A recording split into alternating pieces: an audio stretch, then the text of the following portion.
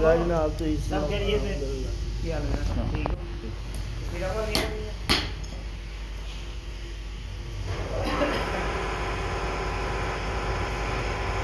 ਹੋਰ ਤੇ ਆ ਰਹੇ हां सर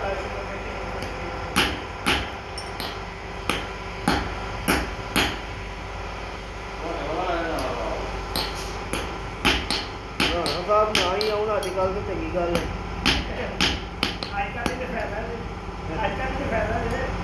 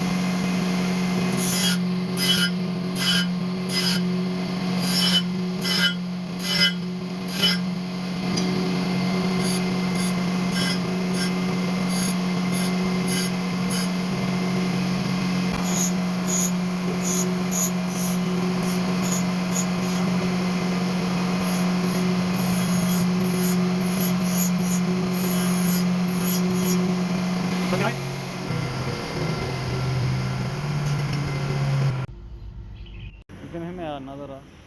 अगर चलो क्या कैंसिल करना है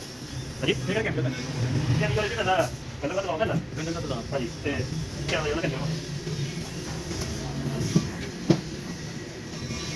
ये सारा माल चमकीला का छोड़ दे हां माल चमकीला का चुगल आ रहे हैं